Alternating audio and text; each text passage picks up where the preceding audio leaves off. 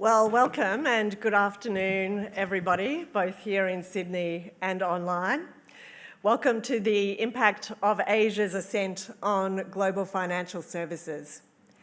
My name is Annette King and I am the Chair of the Steering Committee for this ICA and the 2022 President of the Australian Actuaries Institute. Having lived and worked in Asia for 14 years myself, it's my absolute delight to chair this plenary session on the impact of Asia's ascent on global financial services. I'd like to start with acknowledging the Gadigal people of the Eora Nation and pay my respects to their elders past, present and emerging, and welcome our Aboriginal and Torres Strait Islander colleagues who are with us today. Well, actuaries work in a range of roles in financial services, designing products, analysing customer data, investing assets and valuing businesses. We're also involved in climate change quantification impact and disclosures. We help organisations and communities form strategies about the future by creating data and financial models of a variety of possible future scenarios and helping to optimise opportunities and manage risks. In addition, actuaries work with ever-increasing amounts of data, of course. We are often quoted as the original data scientists, and actuaries use data for good. In this day of technology and data, Asia often leads globally. So in this session, we will hear from two of Asia's top leaders in financial services, both of whom are leading significant innovation in Asia and globally. Jonathan Larsen from Ping An and Alex Kimura from McKinsey. We'll hear Jonathan's insights first, and then from Alex, and we'll then have a short panel session and open for Q&A from the audience, both here in Sydney and of course online. So please start posting your questions through the session. If you're here in person, please use the app. In the Live Now section, there's a section for questions, and for our virtual attendees, there should be a questions section on your screen under the live stream. Don't forget to check in on the app so that your CPD points get counted. And with that, we're going to kick off the session. So it's our honour to have Jonathan Larsen join us today. Jonathan is the Chief Innovation Officer of Ping An Group, the world's largest insurer by many measures, and he's also the Chairman and CEO of Ping An Global Voyager Fund. In addition to Jonathan's years of insurance experience, he also spent 18 years at Citigroup, where he was the global head of retail banking and mortgages. Prior to that, he spent 8 years at the global management consulting firm Booz Allen and Hamilton. All of this culminating in 32 years of stellar performance in a range of global financial institutions and countless awards. So, Jonathan, we're delighted to have you here. Jonathan and I met a number of years ago in Hong Kong, but Jonathan does originate from Australia, so a very warm welcome back to Australia, Jonathan. Please all put your hands together and give Jonathan a very warm welcome.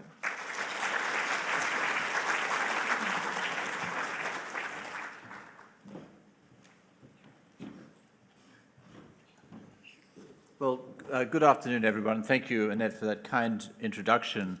And thank you to the Institute of Actuaries for inviting Ping An to be part of your conference and inviting me to speak. And I have to apologise at the beginning that my plane was rather delayed, so I only arrived from Hong Kong at, I think it was 11:05 this morning. So my suit is a little bit more crumpled than it would normally be. It's usually a little bit crumpled anyway, so it's not a big deal. What I wanted to talk to you about today is, we're going to talk about Asia, we're going to talk about China, but I wanted to give you a perspective on where I think we are with technology in the insurance industry. And I think much of it is pertinent to the themes that Annette was just covering, and in particular, applications of data science.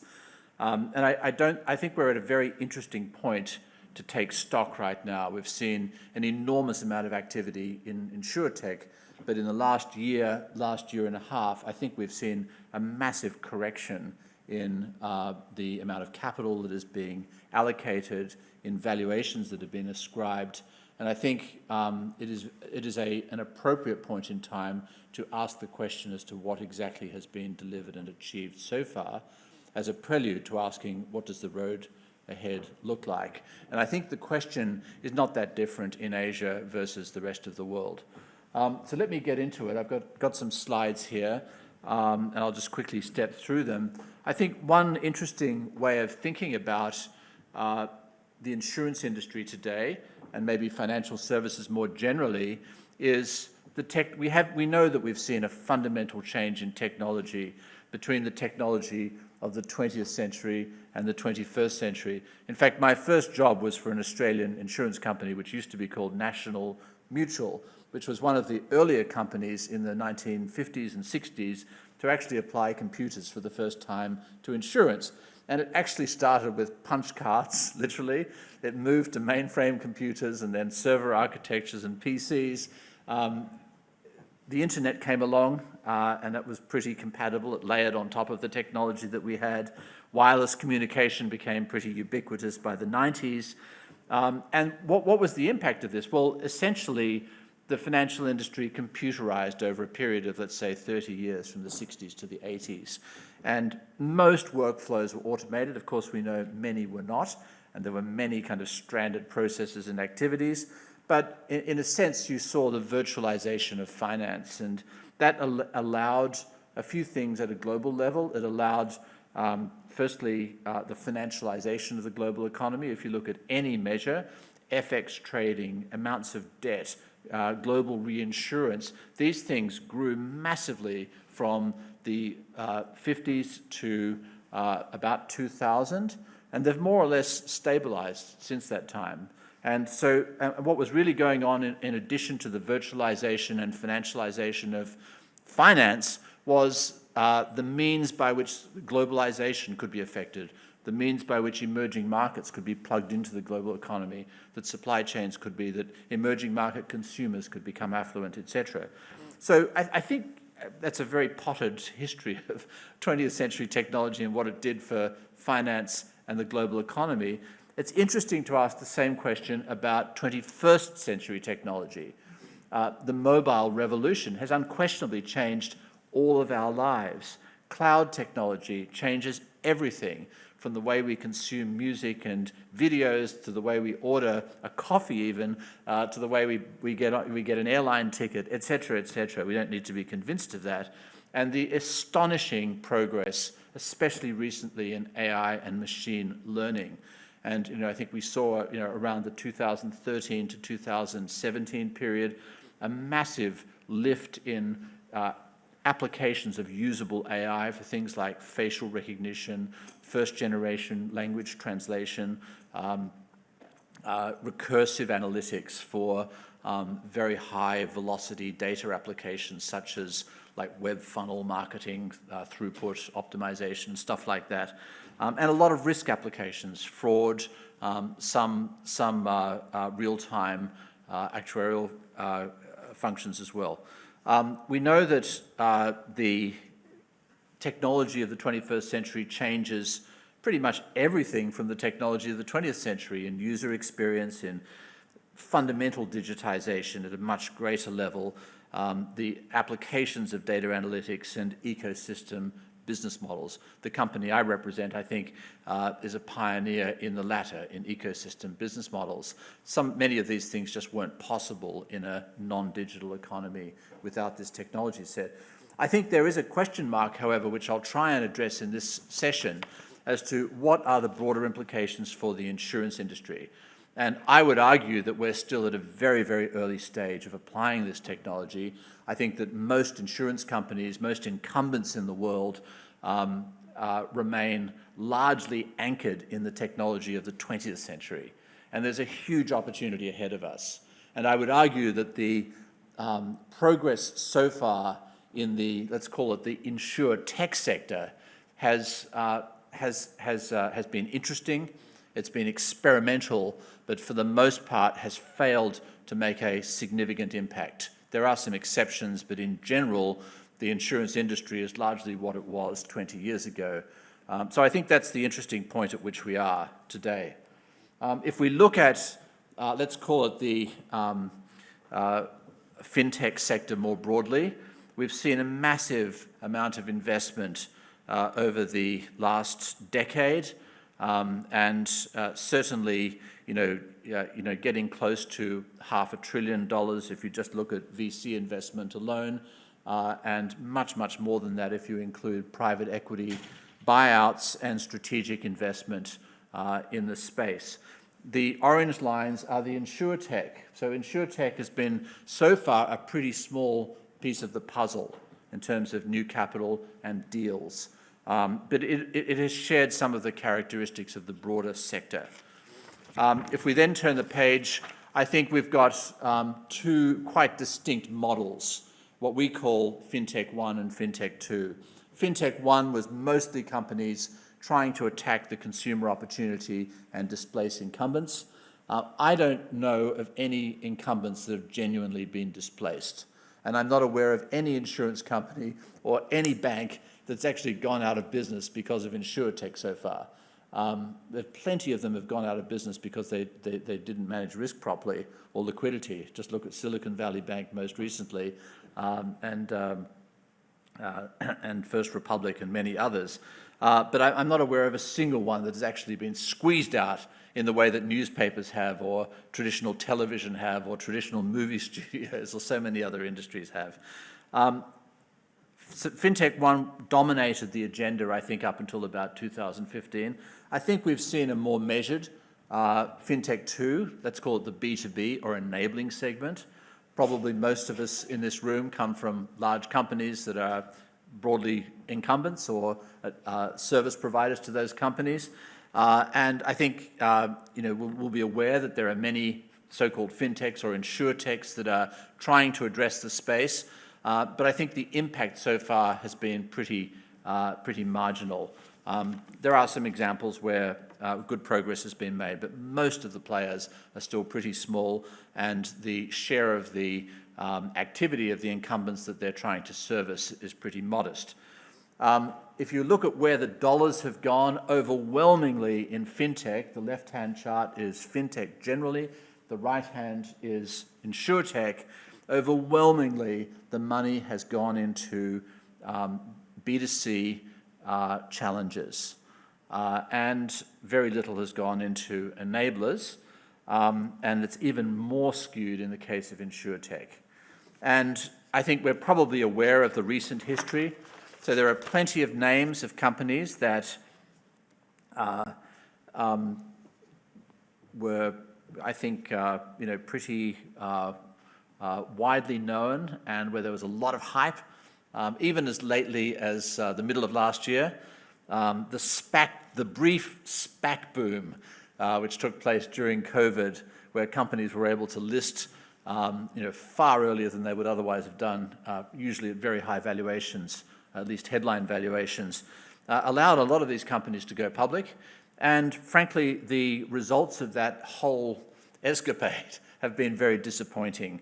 And you've got today companies that are, that look really promising. Bright Health would be an example in the States. Lemonade, based out of New York, in homeowners insurance. Hippo, also in homeowners insurance.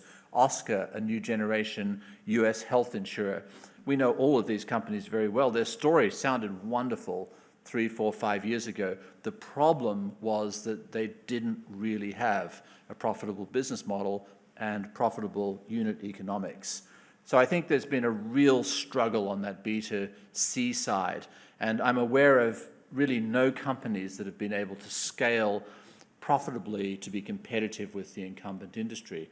On the left side of this chart, yes, there are examples where digital has played an important role supporting the incumbent industry, where a digital front end has been able to offer users a more convenient choice. The best example, interestingly, is the UK in auto insurance, for people that know that market. ruthlessly, brutally competitive market, and the platforms actually do quite well, the aggregators. But behind the aggregators, you really have a traditional industry. So you shouldn't be fooled by 49% of insurance purchases in the United Kingdom being digital. The rest of the world is mostly in the 10% or below category. Let's turn to China quickly. China's a very, very interesting story. And I'm sure there are people online and in the room who are very familiar with that story as well. And I think you've got to look at the fintech landscape broadly, and then you've got to look at insurtech within that. And we think of it in three phases. I guess you can think of it any way you want to, but I think there are three sort of fairly distinct phases. The first P2P lending company was set up by a famous individual called Zhang Jun back in 2007. And that kicked off the idea that maybe you don't need financial institutions, you can just connect borrowers with lenders and everything will happen by itself. In 2011, in response to the e-commerce revolution in China, the PBOC started issuing third-party payment licenses.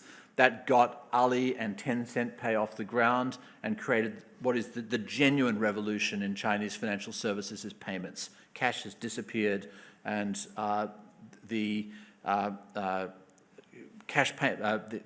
e-payments have allowed a kind of an economic fluidity that has been extremely productive for the economy and for the society. There's no doubt about that.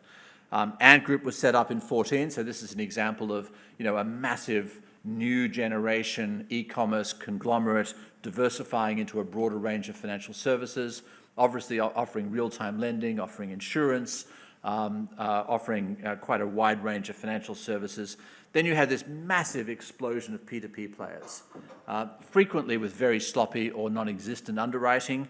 Alongside that, you had something called mutual insurance start to emerge.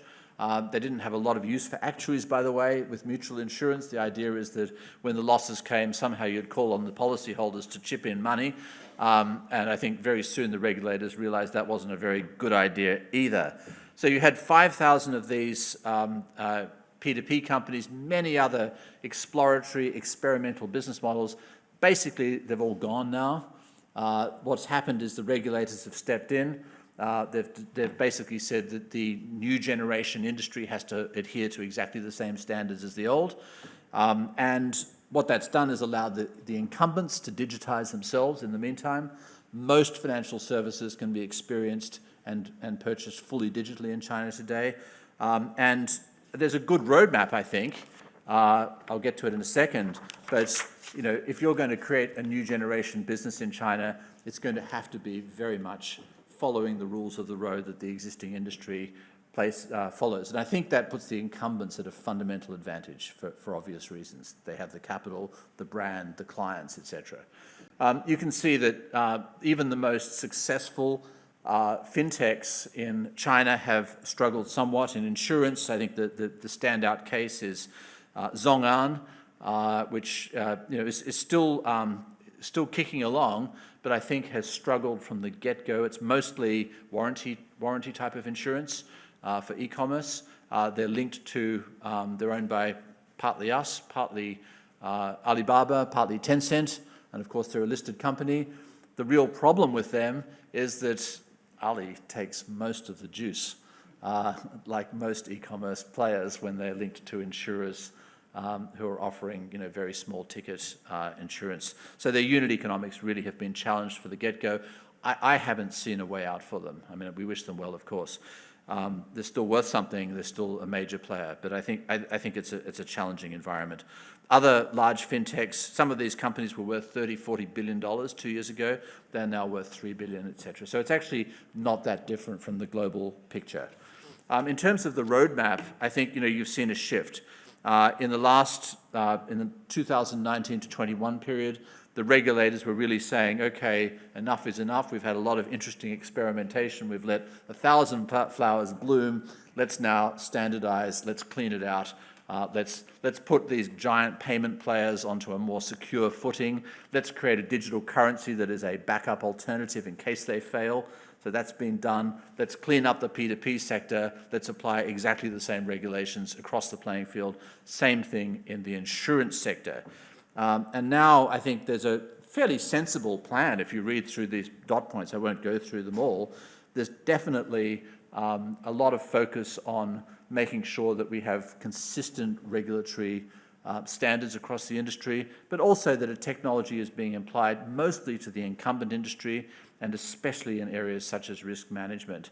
I think you can expect a slower, more orderly pace, and I think realistically you can expect innovation to continue to be driven by the incumbents rather than new entrants in this market from here on.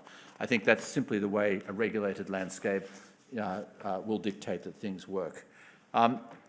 Let's now move on and step back out to the global industry. So if the narrative I've given you is correct, if in some ways the insurtech opportunity has sort of misfired, a lot of sound and fury, a lot of capital, but if the results of that haven't really resulted in any major players challenging the industry, and if the incumbents themselves have been slow to transform, I guess the question is, what is the opportunity ahead?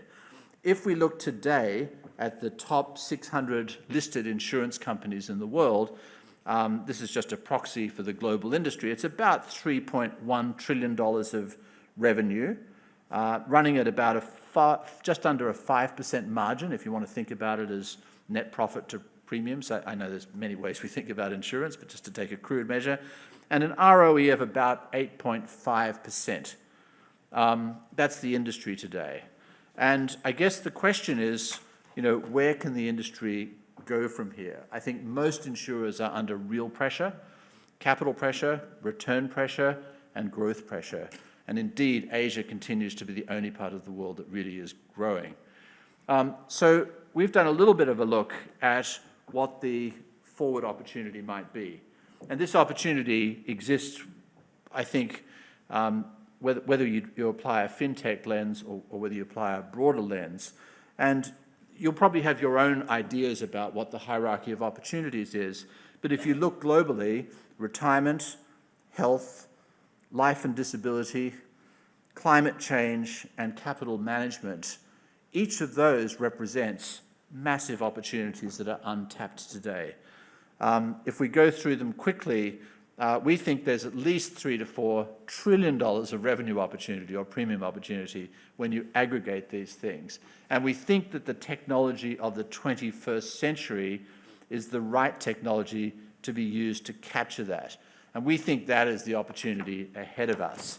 If we go into retirement as an example, there are a few countries, we happen to be in one right now, others you can see on this chart like Switzerland and the Netherlands that have pretty good pension systems and where pensions as a percentage of GDP are pretty impressive. You've got a lot of countries in the world where that's not the case, and in many countries where there is no pension system whatsoever. The question is, what is the industry, our industry, doing to occupy that space? I think there are some very interesting models that have emerged, but not nearly enough. I like personally models like the Schwab model in the United States or the Vanguard model. I think people like Betterment and Wealthfront with sort of dynamic and auto allocation of funds are interesting models. And I think BlackRock with their massive ETF platform, I think these are all ingredients in what the future model is going to look like. But the question is, how easy is it for the consumer to access a comprehensive plan for themselves to fund their retirement? I don't see one yet. I see one I see financial advisors targeting affluent individuals with a more comprehensive view. I see banks selling a lot of insurance and a lot of retirement products at pretty healthy margins, but very much as product sales. I don't see anybody really saying, well, how do we actually take you through your life to the point where you're going to be adequately funded? Health insurance. We know that health systems are under pressure everywhere in the world. You can look here at health expenditure per capita. The US, of course, in the lead at almost $11,000 US per capita. You've got many countries that, I think most countries, like Australia, like most developed countries, are sort of in the, let's call it the $3,500 to $5,000 range. But you've got countries like China where it's $700.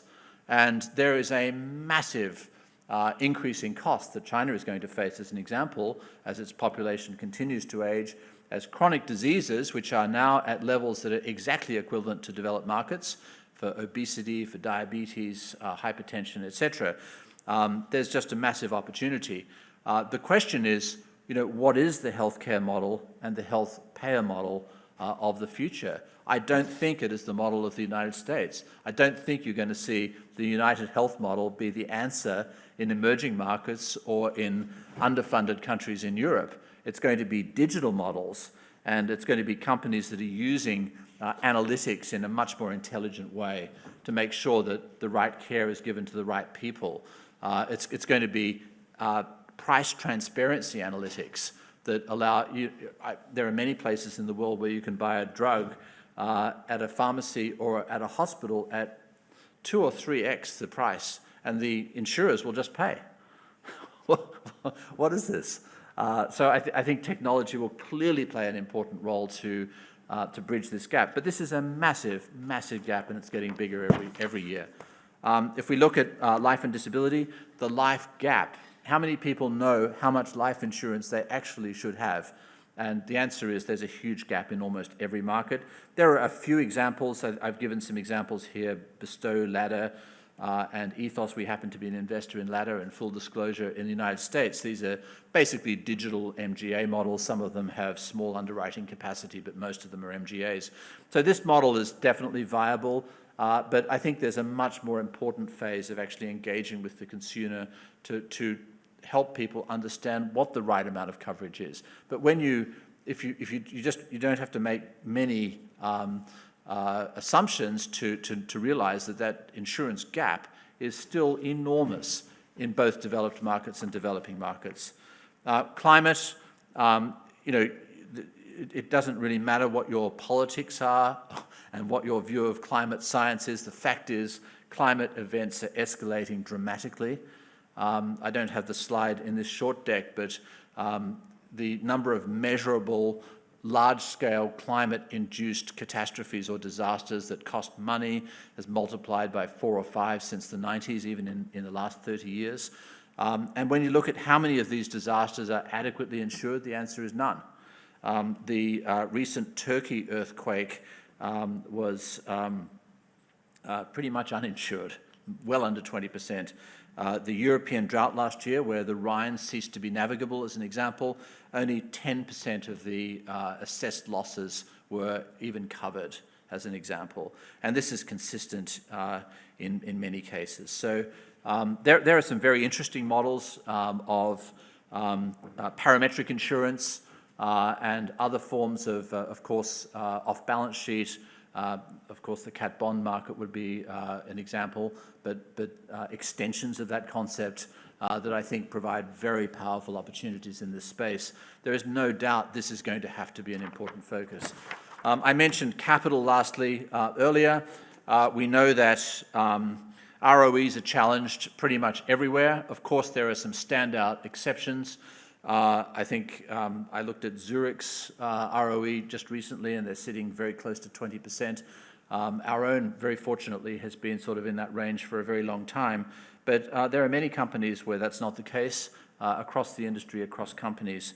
And I think how we allocate capital and how we find solutions to capital is going to be a critical enabler in the future from here. There are some quite interesting companies. Vestu is an Israeli example, trying to create essentially the equivalent of loan securitization for insurance. Ledger is a smaller company trying to do some things like that. I think you'll see a revolution in the funding of insurance risk, which is very analogous to the growth of loan securitization in the United States and elsewhere in the world over the next 10 to 20 years, and that's going to be an enormous opportunity. The interesting thing is that as we stand right now, the technologies you need to do all of this are largely available. You don't have to be a massive investor in foundational technologies in your own right. The cloud is pretty much universal, and I don't think, even though most of the companies represented in this room probably still run on-premise platforms, I think it's just obvious and inevitable that pretty much everything migrates to the cloud over time. There are still some pieces around the protection of data within national borders. There is a real issue where there really are 3 credible large-scale cloud providers in the world. That's clearly not enough, and it doesn't protect the industry sufficiently, I suspect, as regulators will want. But nevertheless, it is very clear that that is the path forward. Biometrics, we have them on our phones. They were very innovative a decade ago. They're now just a commonplace, and that transforms the way in which we can interact with individuals. There's no doubt about that. Automation, I think using intelligent automation, more and more sophisticated forms of automation to be able to perform all of those residue tasks that many companies still have large numbers of people focused on. Those tools are widely available. There are plenty of providers, and they're very easy to develop internally if you have the focus. AI, I think AI is, I'd be very surprised if any serious company doesn't have at least some machine learning capabilities by now. I think that the revolution with GPT is a really, really interesting development, and it's probably for Q&A to talk about where that's going to go. I think it can have profound, but at this stage, incremental impact. I think it's going to be an enabler rather than a transformer, personally. I could be wrong. I think there are areas such as auto code development where we might see, very dramatic leaps forward. And lastly, IoT, the ability to measure stuff real time, whether it's people, whether it's their health condition, whether it's even their location, whether it's manufacturing, whether it's managing fleets, the ability to have real-time signals at a very granular level. The average car now has, I think, well over 2,000 data points that are being monitored on a real-time basis, and the OEMs, at least in theory, have the capacity to capture. The question is, what do you do with all this data? How do you turn it to something that is actually usable? So I don't think technology is the blocker at this point. I'll give an example of our own company. The way we've tried to organize ourselves now is that we're focused on 2 broad missions. One is to provide integrated financial services across insurance, life insurance, P&C, pensions, health, and then a range of banking services. We try to do that in a totally integrated digital way. And we try and, of course, we're a very large company, so on the second layer here, we've got a wide range of initiatives to continue to evolve our organization to be more customer-centric, to be able to offer more value to customers, all using digital platforms. The second broad area that we have is healthcare, and trying to integrate health services into our health risk underwriting and health risk products. And we're doing that through a very wide range of initiatives and technologies. Underneath all of that, we do have a lot of capabilities internally. I'd say increasingly, rather than actually developing fundamental technology, what we're doing is trying to be really good at adapting and applying technology across a very wide range of next-generation disciplines. So that's really what Ping An is focused on, and that's the model going forward, very much focused on these 2 core missions around integrated financial services and integrating healthcare into our role as a payer. So I think if we stand back and say, what does all of this mean? I think that we've seen InsurTech attract substantial capital, but the transformative impact on the industry, I think we would have to say, remains limited. I think, why has InsurTech so far disappointed and failed to deliver against its promise? Well, I think there's an incremental approach in general, and digital generally has played a fairly superficial role. I'd say the UK auto industry is an example where we had 50% online origination, but the back end, we know very well, is basically unchanged. Challenges building a structurally profitable business model. That's been a huge challenge. We just haven't seen that many. Usually it's to do with the cost of acquisition, but in InsurTech, it's frequently getting the underwriting model right. And strong moats for incumbents. There's no doubt about that. Regulatory capital, brand, customers, these things are not to be underestimated. What are the next opportunities? I think the incumbents have to retool and improve their operational and capital efficiency. I think they have to tackle these fundamental gaps that could well and truly more than double the scale of our industry over the next decade. There's no doubt about that. And each one of them, each of the 5 things I mentioned, is a $1 trillion opportunity. And I think the industry has to just become more sophisticated, more hungry to access the new generation technologies that are available and that are deployable within our sector. So that's what I have to say, and of course look forward to the conversation with Annette and Alex very shortly. Thank you.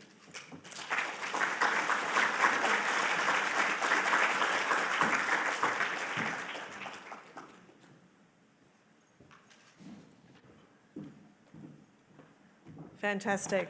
Thank you so much, Jonathan. A huge gallop through, a century and more recent changes, and of course the opportunities that lie ahead.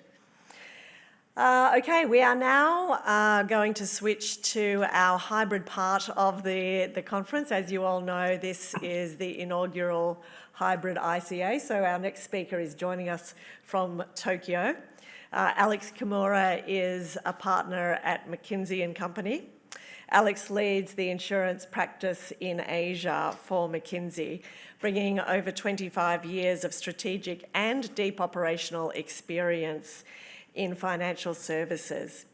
Alex's career started in Tokyo and in the US, working for organisations like Morgan Stanley and Bain & Co. And then the last couple of decades of Alex's career have been in Asia, where he's held roles like Chief Strategy Officer and Chief Operating Officer in organisations such as AXA, where I first met him, Aviva and Friends Provident. So he comes from an in the organisation background, as well as, of course, as an advisor through his McKinsey work. So what he does bring is a specialised focus and pragmatism to innovation and transformation, and Alex will share his insights with us today. So please give Alex a very warm welcome as he joins us online.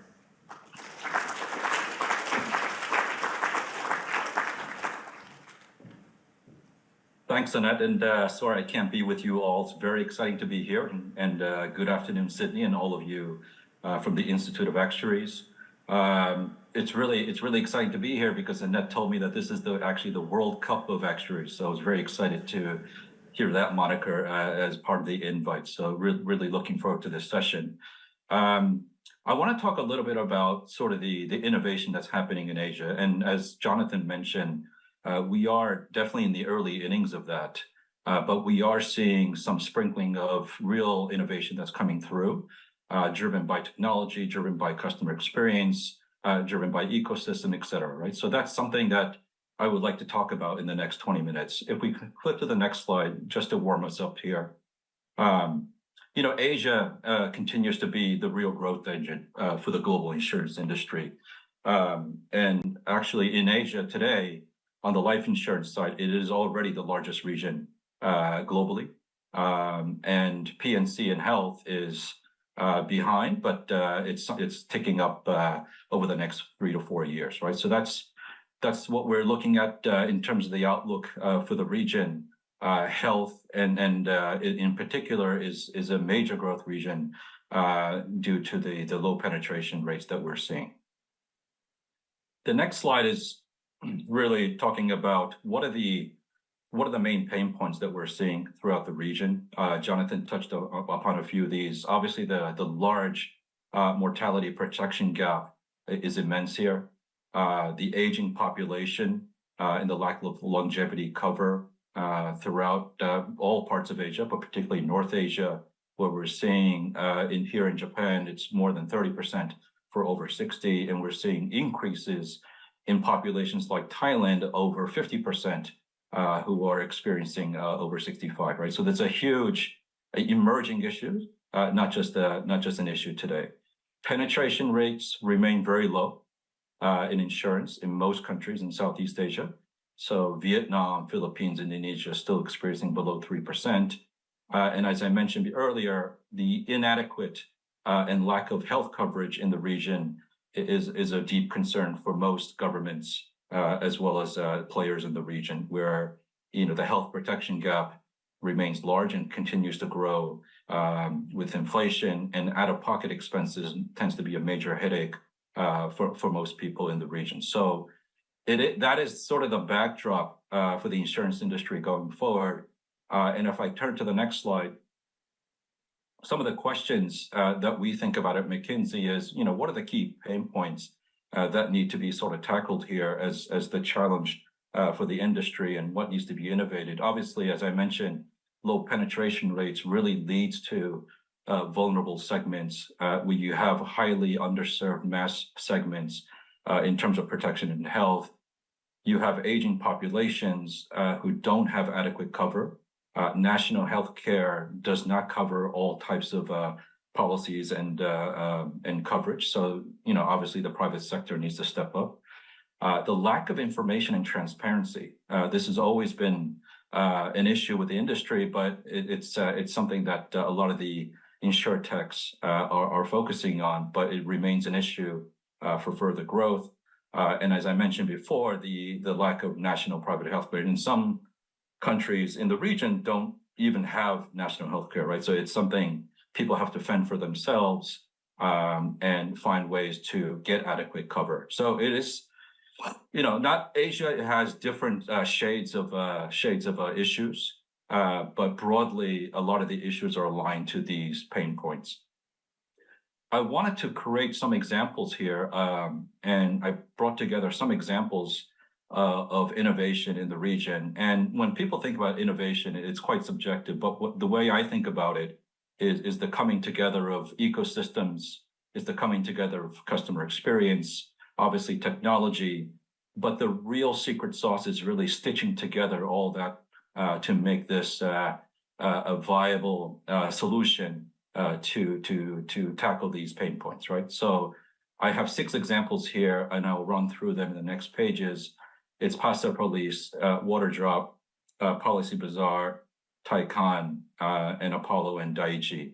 Not all of these are insurtechs, and I think I just wanted to highlight that. I mean, innovation is not just about insurtechs, but it's also incumbents. And in some ways, incumbents are in a better position, as mentioned earlier, because they do have the capital, the customer base, and the infrastructure to support that, right? So let's look at a few examples here. And when I start with Pasar Police on the next page, and Pasar Police is a major insurtech in Indonesia. And one of their mission is to provide, protection for the mass market, in this case, Indonesia, and through a better customer experience through their solutioning. They have 2 major solutions at Pasar Police. One is the employee benefit app to really upgrade and modernize the employee health insurance schemes, and also the online insurance platform on Mitra, which is driven by machine learning and advanced analytics, together with all the partner networks that they have in Indonesia.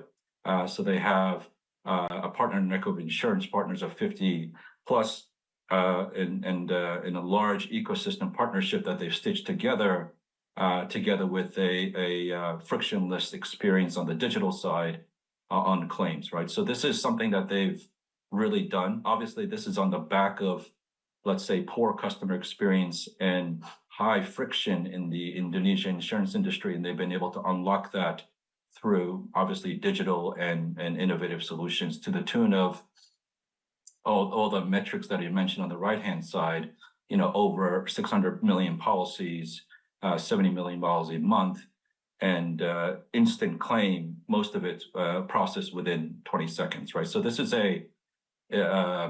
one of the rising insurtechs, and it's one of the most sought after platforms in Indonesia.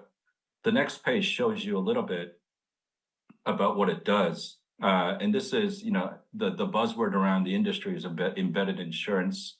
You can see embedded insurance in action at Pasar Police. Anything from 7 a.m., you're booking your ticket, phone damage, purchasing something on the e-commerce platforms. Each of these touch points have a passive police protection element to it, which people can easily subscribe and done very easily, right? So this is something coming together of good platform, good technology, and a great customer experience, not so arduous for the end consumer. So that's sort of one breakthrough to, put protection in the hands of the mass market and close the insurance gap in Indonesia. The next slide is Waterdrop. And Waterdrop is listed on NASDAQ, and I think everybody knows what Waterdrop is. But one of the interesting things here is the way they've done the crowdfunding. The crowdfunding for social welfare, basically for the critical illness issues that's emerging in second and third tier cities in China. They've been able to bring 60 million people onto the platform and really bringing together the intersection of technology, the WeChat platform, the social validation of people that are coming onto the platform. And it created really a platform for people to get cover when they couldn't get cover, whether it's through, whether they had lack income or the funding sources to do so, right? So that's really an innovation that's sort of come out of China.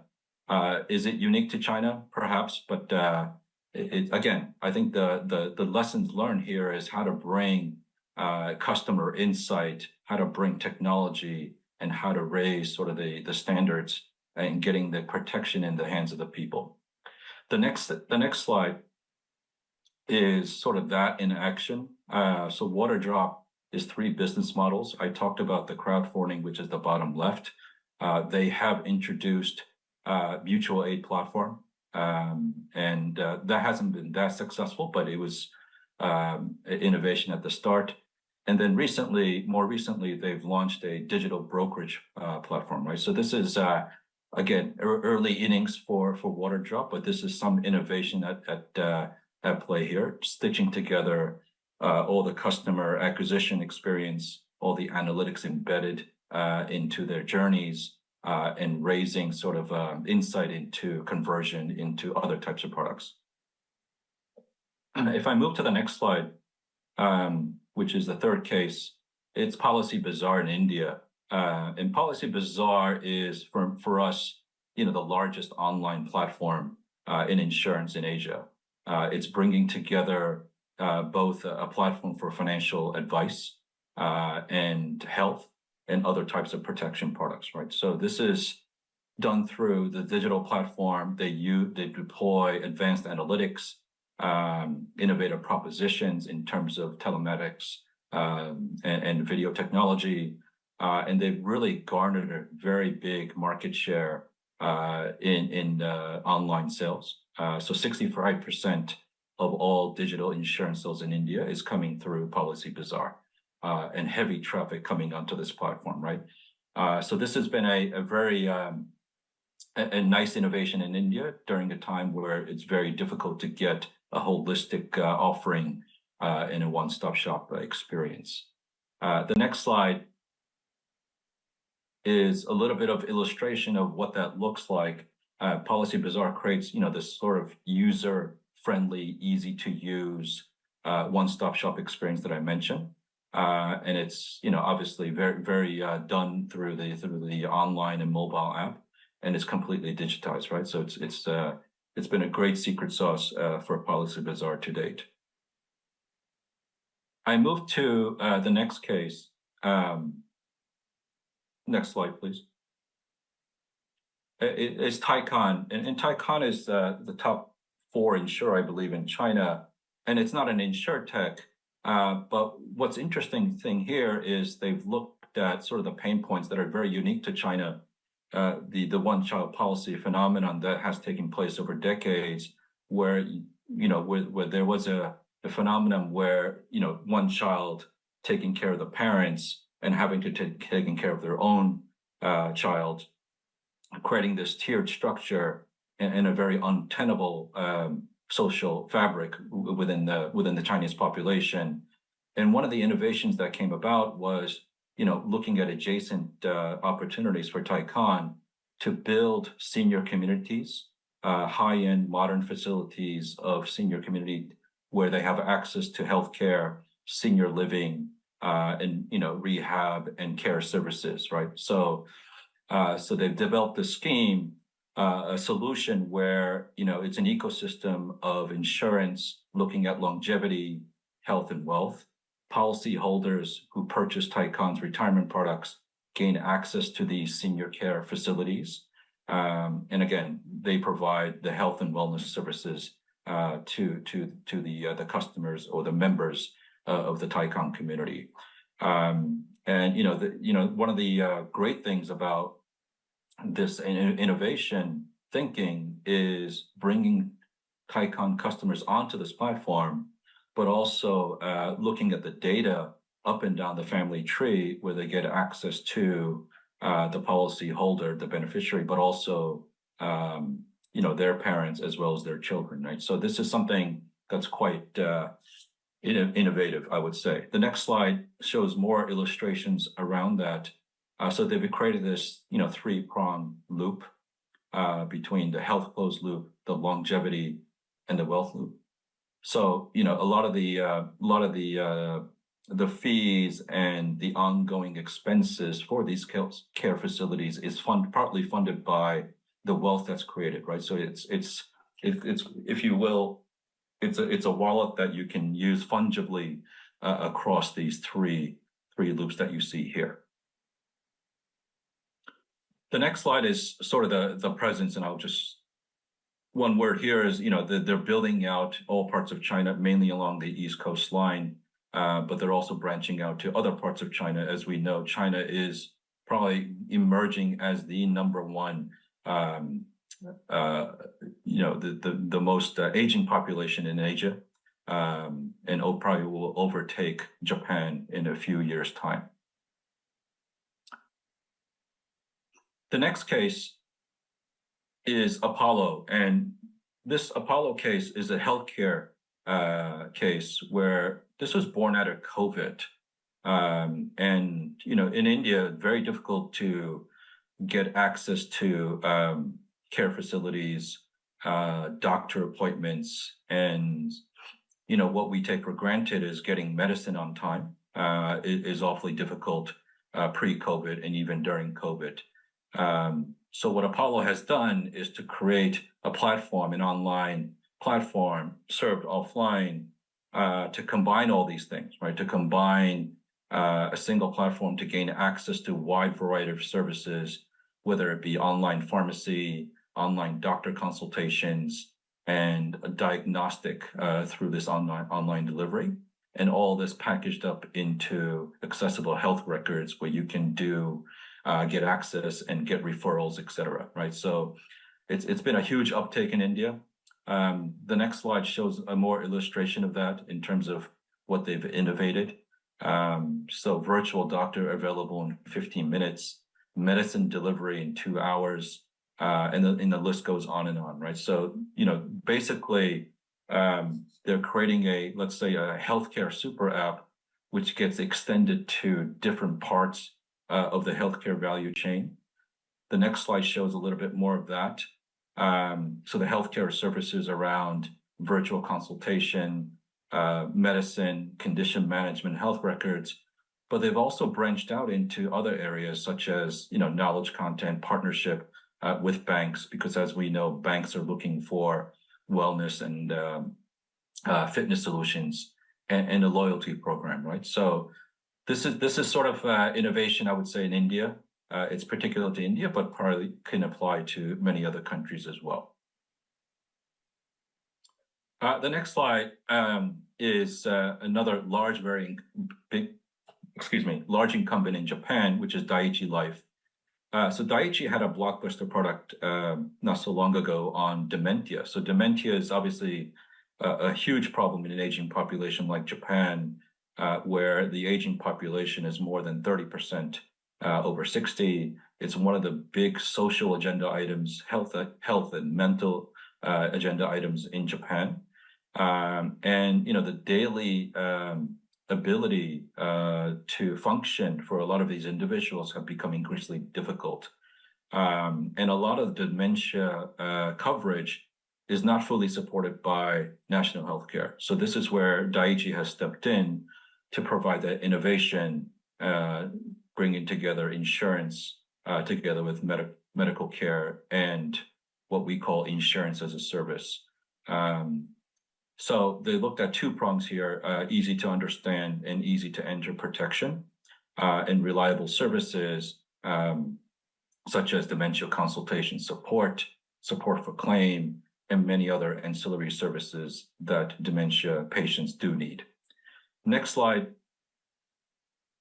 is a little bit more around that. So it's really the full value chain of dementia that Daiichi has introduced as part of their ecosystem strategy for dementia. So a dementia prevention app, obviously looking at family real-time check-ins through the app, early detection on cognitive and brain levels, consultation with caregivers, 365, 24/7 consultation, security people checking in to your loved ones who do have dementia. So, they provide support for that. And all the other support services around dementia that is needed, mainly from an administrative perspective, right? So again, it's really stitching together not just the insurance products, but the entire plumbing that's required for this type of innovation. And I just want to end it here on the role of actuaries. And we work together with many insurance companies, insurtechs.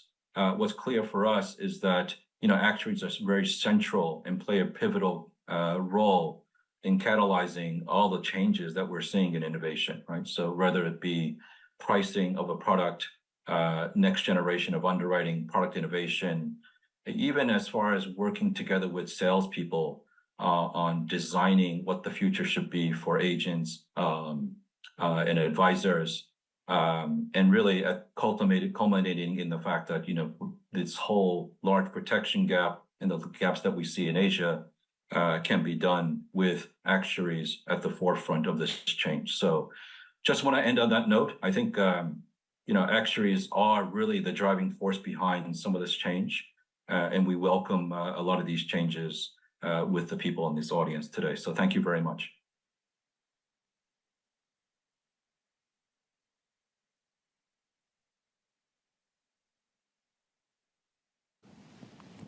Well, thank you. Thank you very much, Alex. And I, as we speak, am welcoming Jonathan back to the stage. And Alex, of course, is staying online virtually. So thank you both, Jonathan and Alex, for sharing your insights about how huge the opportunity still is ahead of us globally, the scale of what has already been achieved in Asia, and some of the amazing innovations. And I guess what we're going to get to in this next Q&A is around what's next, what can the rest of the world learn from what is happening in Asia, and what are some of the differences. So first of all, I just want to remind everyone to keep posting your questions. So is someone coming through, which is great. Let's start with a question around, Jonathan, you had a slide there where you spoke to the need and the gaps in terms of opportunity globally. How much of, and you had trillions of dollars up there, which has lots of zeros, which actuaries love numbers and love to look at those opportunities. How much of that global opportunity is in Asia today, and what are the differences and similarities between what you see in Asian markets, just so our audience globally is aware as we talk through the elements that are leverageable into their markets and what some of the differences are? Yeah. Well, I think, first of all, obviously they're projections and they rely on a whole bunch of assumptions, which I guess actuaries also do in their lives. But I'd say for us, about half of that opportunity set is Asia. And that roughly corresponds, if you look at even modest forecasts for differential growth rates between China and the rest of Asia versus the rest of the world. It doesn't matter whether you think that China is going to be the largest economy by 2045 in the world or not. Asia will be, under almost any scenario, at least half of economic growth between now and that time. And that's sort of roughly consistent with the way we modeled those sort of projections. So Asia is going to be a very, very big piece of that opportunity set. In terms of how Asia is different and similar, I think that there are many areas of similarity. I mentioned in my remarks the health sector, and many Asian economies, especially China, are exhibiting exactly the same chronic disease incidence rates that we see in Western markets. And we see the interesting distinction might be that take a country like China or take India, and I think the Apollo example that Alex laid out is really interesting, a company that we know also. But there is no way that you're going to solve China or India's health problem or challenge the way we built the health system in this country or the way it was done in the United States or in Europe. And there is no way you want to end up with a health system that costs $10,900 per capita. That would bankrupt the country. It's just not going to happen. So the question is, how do you use technology in a smart way? How do you use ecosystem thinking to take the components of healthcare, virtualize those pieces that can be virtualized, make sure that human interaction and human intelligence is applied where it needs to be, and that physical services can be efficiently applied. I think we'll see actually very similar solutions being brought to bear. A really good example is, in the States, we've seen over the last 20, 30 years, a lot of specialization in health business models. So, for example, ambulatory surgery. Instead of going to a big hospital when you need a day surgery with a 3-hour or 5-hour procedure, you just don't need to be in a hospital with thousands of beds, with huge administration, with massive pharmacy, with an emergency department. If you need a very simple procedure, you just go to an ambulatory care center and you can get that done vastly more efficiently. Let's take a simple endoscopy, something like that, a day procedure. That can be done. You can do 10, 15 a day in a well-structured per surgery theater. You can have the nursing staff, all they do is prepare for that procedure. That's very different from doing 2 procedures and then switching to some other very complex procedure, switching back, different people, different skills, different equipment, etc. It's just far more efficient. Or the dental service revolution that we're seeing in the States, starting to see in Europe, where dentist practices are starting to be aggregated into very large organizations, very focused, but with digital overlays that allow the patient engagement to be effectively digitized, allow patients to basically have the same data the doctor has about the state of your dental health, etc. I think these solutions we're going to see be common solutions. And I think the problem that you start with in the US is it's too expensive. It's excellent, but it's too expensive. Of course, the US has a social equality problem, so it's not excellent for everybody, but in general, it's pretty good. And what they're trying to do is find lower cost ways of doing the same thing. In Asia, as an example, or the large Asian economies, there's no question about doing it the same way. The question is, can you use the same approaches to achieve the right kind of services and the right kind of coverage more cost effectively? So I think that would be an example of the differences in approach. Okay. Alex, is there anything you want to add to that? No. Was that enough? No, I agree. No, sorry, I was on mute. No, I agree. It's not one size fits all, and I think it's very difficult to apply the same standards across all. I do believe that as insurance leaders, insurance leaders really need to understand sort of the overarching proposition and ecosystem, because oftentimes you have very sectionalized understanding of innovation in trying to unpack some of this innovation. But you need leaders who really goes at the top and says, this is what innovation looks like, and this is what the plumbing is required, and all the hard work behind that, right? That Jonathan's talking about. So that's really more for the CEOs here, but I think that's really required going forward. Yeah, I guess each market has its own infrastructure, whether it's hospitals or whether it's retirement or whether it's insurance, and the delivery of the services that help the community are different everywhere. But in parts of Asia, there are definitely opportunities to keep leapfrogging because the new technologies are more available, or they're more online. Just one add on to that. I think China and India are interesting in contrast. China has, what's unique about China is the universal e-payment infrastructure that exists, which was developed in the private sector and has now been more regulated, but basically, as I mentioned earlier, effectively displaced cash from the country. Yeah. In India, the remarkable thing is we have the public digital infrastructure, digital identity and digital payment connectivity, which didn't exist 10 or 15 years ago. The model by which it was developed is also extraordinary. It was mostly developed by volunteer entrepreneurs in supporting the government. But that's created a whole other land. So what Alex described for Policy Bazaar, they're using that infrastructure to identify people biometrically and to facilitate payments, as an example. So those infrastructural elements are very fundamental to just how the path of digital innovation can unfold as well.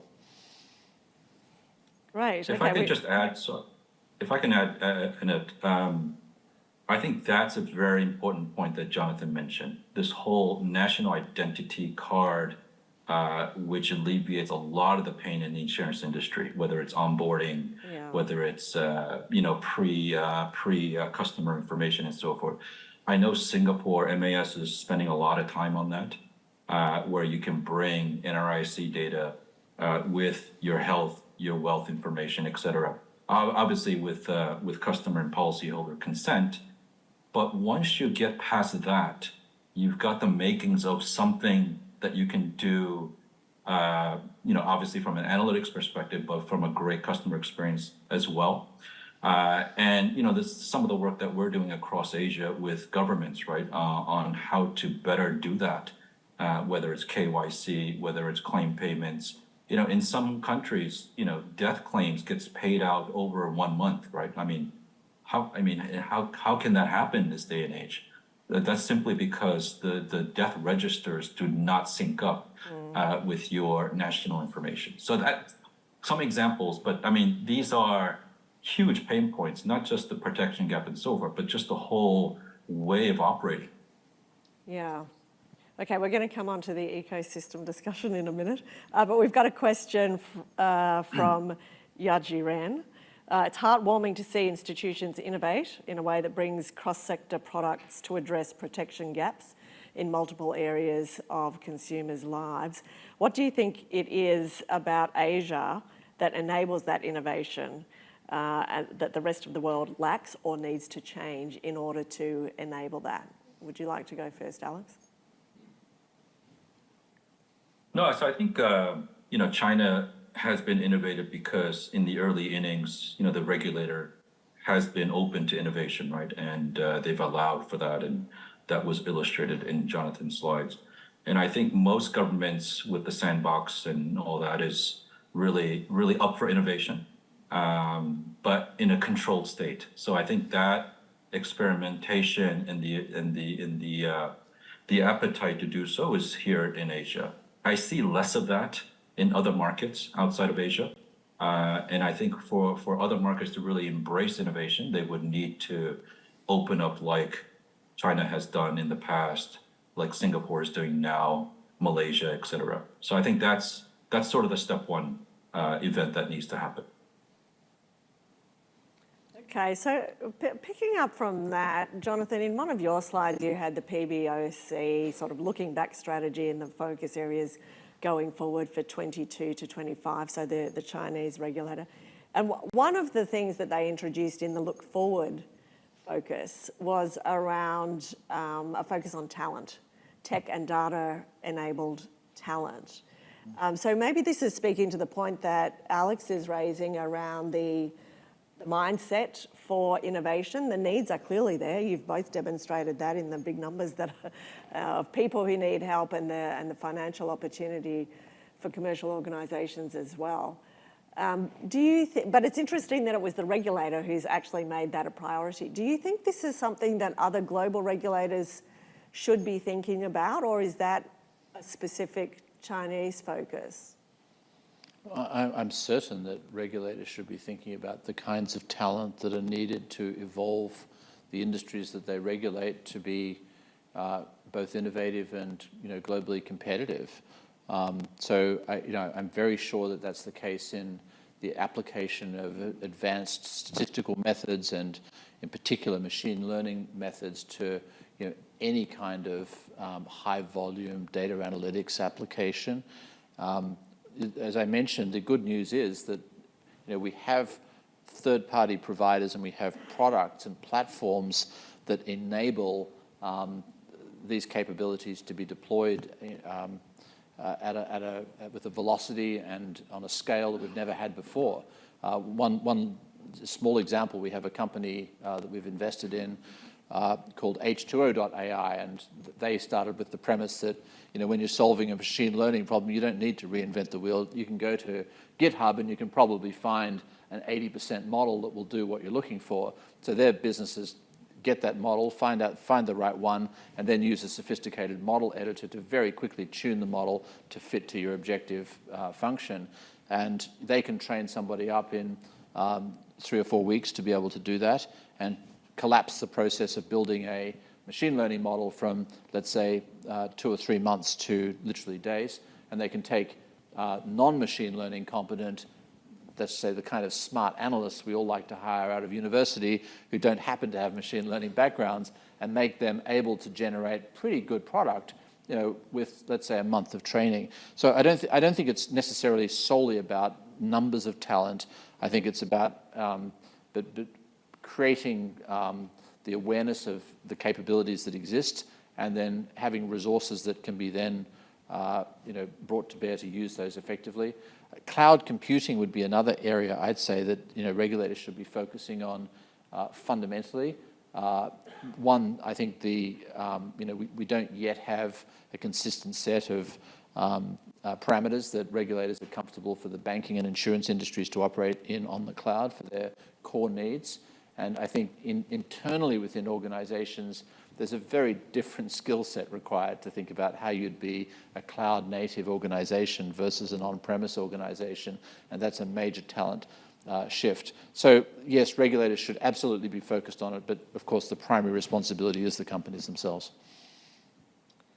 Yeah, okay, and coming back to this point around the ecosystems, and Alex, you gave the example of Apollo, where the entire ecosystem is trying to solve some of the health issues, and you also spoke about the closed loop in Taikang and Jonathan.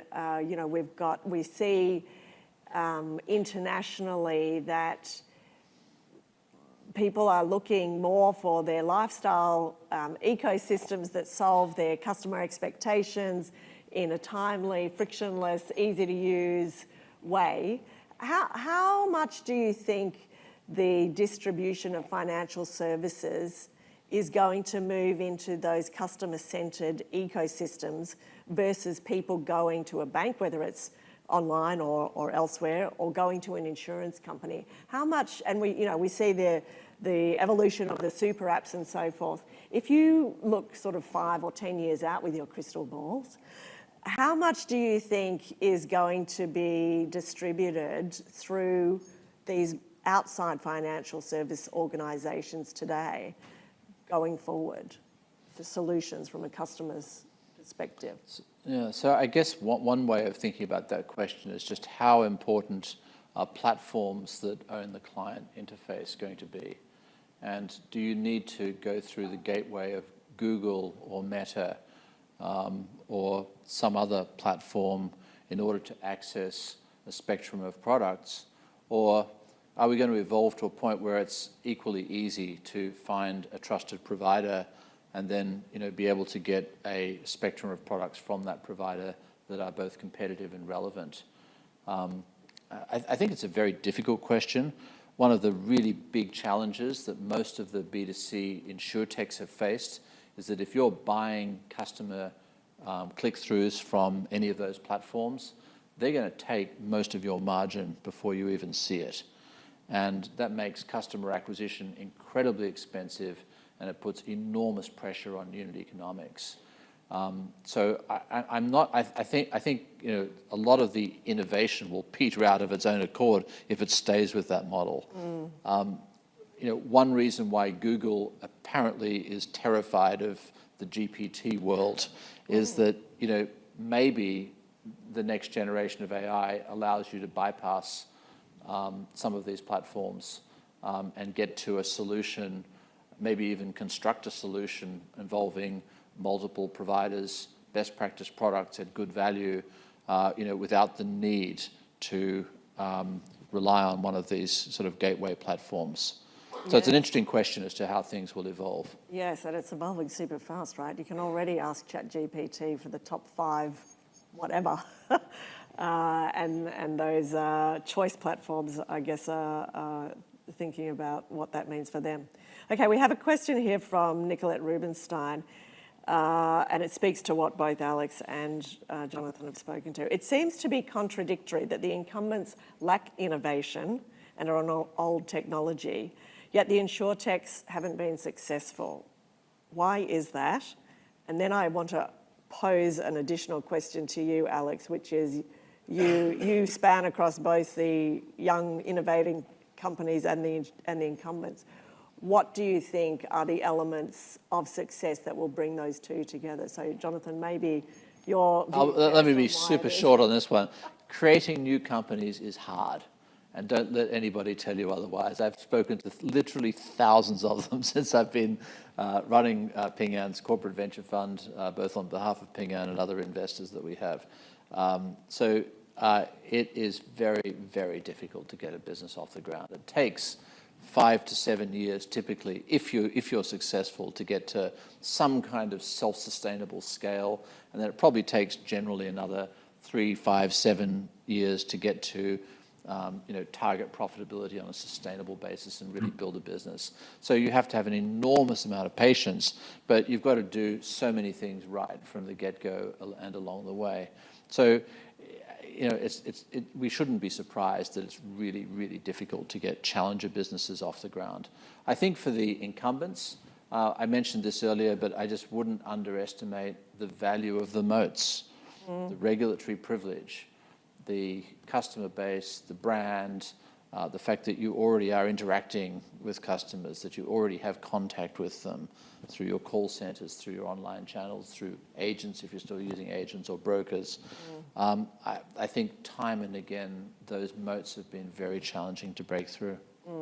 And patient capital.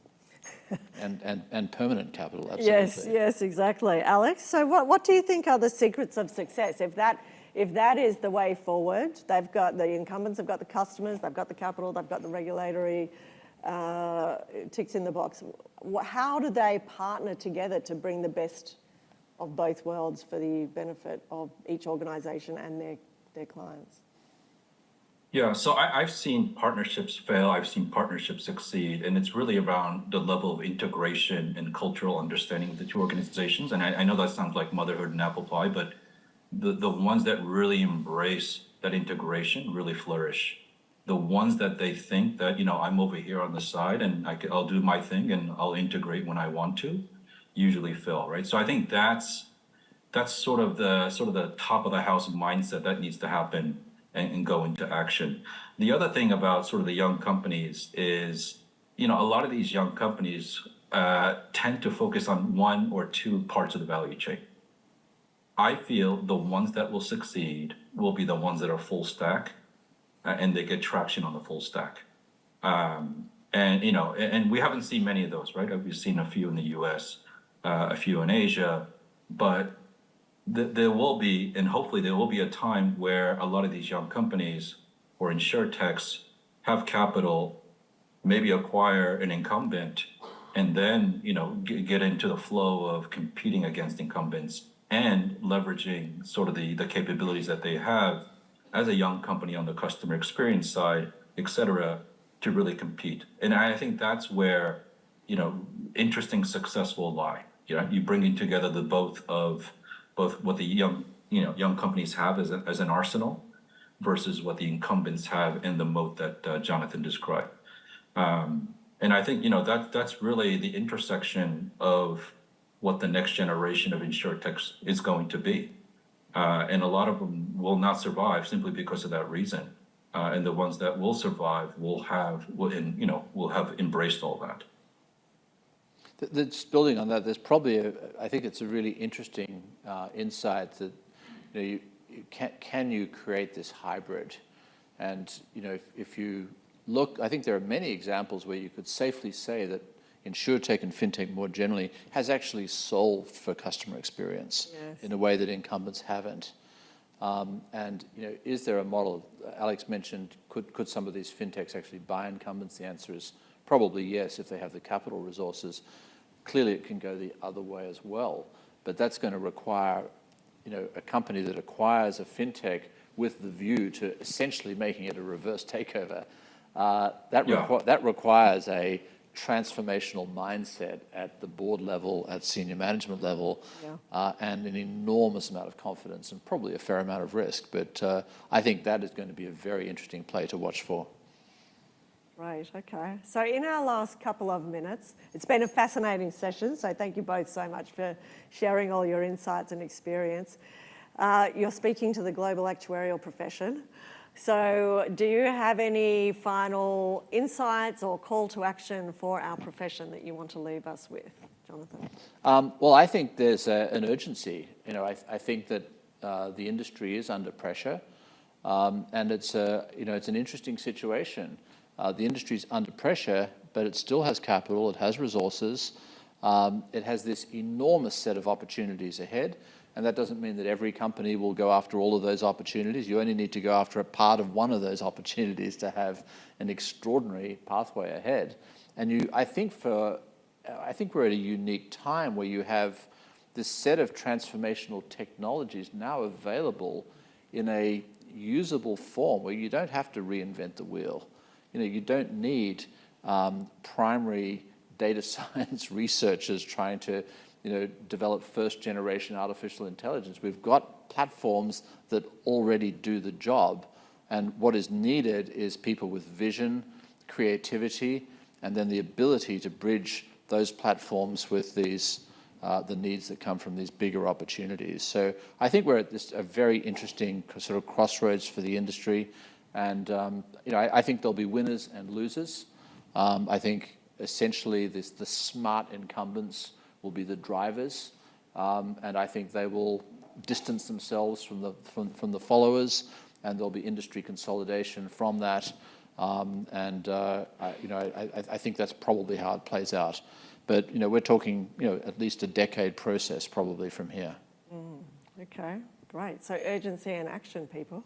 Alex, your last insights. Yeah, so I think as Jonathan mentioned, all the chess pieces are there. The question is the orchestration of those chess pieces, and I feel the actuaries in this room are the conductors of that orchestration because they're at the cross section of pricing, product, risk, all that, right? And playing a vital role in what I call stitching together the plumbing for this innovation to happen. And without the actuaries, it's very awfully difficult to move ahead, both the incumbents and the young companies, the insurtechs, to make that next step. So I think everybody in this audience who's watching and listening in is really at the epicenter of change. Great, thank you so much. Okay, everyone, we're at the epicenter of change. The gauntlet is thrown for the urgent action on our behalf to help create the future, build that bridge to tomorrow. Can I ask you all online and here in Sydney to give Jonathan Larsen and Alex Kimura a great round of applause?